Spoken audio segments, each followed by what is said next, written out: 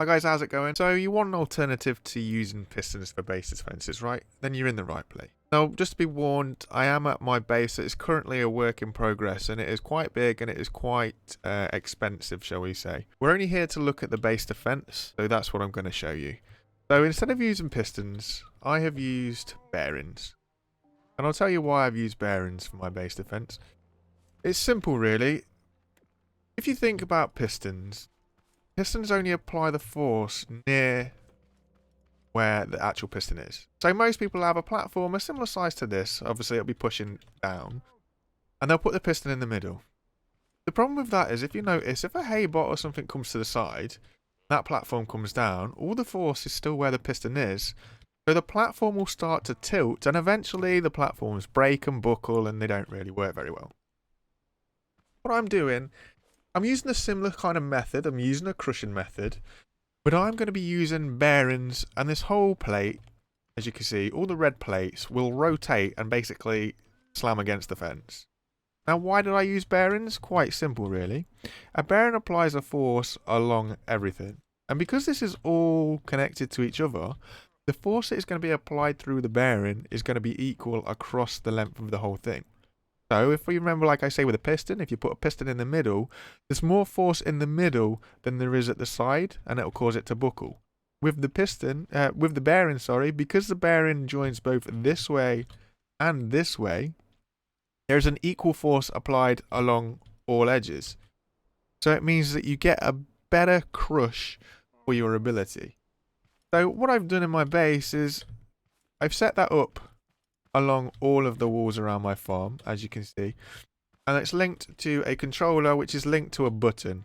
It has all this fancy stuff in to allow it to automatically pump up and down, but you can just run it from a controller to a button and stand here and click it yourself. But I have automated my process, which means if I push my button, it will charge up and then it'll crush. Boom. Boom. Now again, if you notice, it's not a solid wall. You don't need to have a solid wall for the crusher. You just need to cover those key areas. So I've got one that covers that level 4 area, and one that covers, that's the top of the haybot's head. So it'll crush them without a problem. And it's really, really effective, and it happens really quickly. And there's not a lot of stress, and there's not a lot of, waiting around. So how do I set this up? It's basically nice and simple. I've got a bearing there on that wall, and I've got a bearing there on that post. And I've just ran a little frame in between the two bearings. Connected one of the bearings to the controller. Then set it so that when it's in the off position, it's up. So it's out the way. Because if you have it down, if you make it out of a material that's anything other than level 3 metal or level 3 wood, and that bad boy is down, the robots turn up, they'll just simply destroy it. They'll just smash through it and destroy it.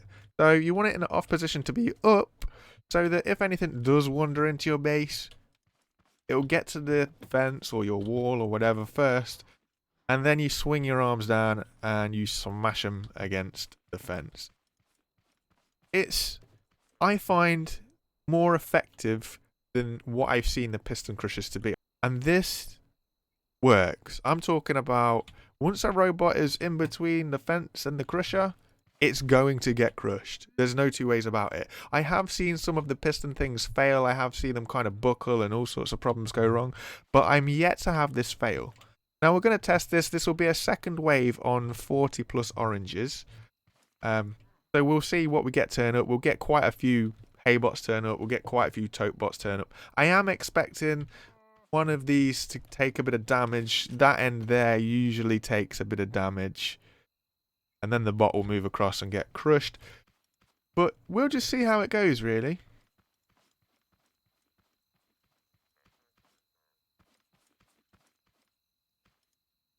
Welcome, guys. We're down to the 10-second countdown.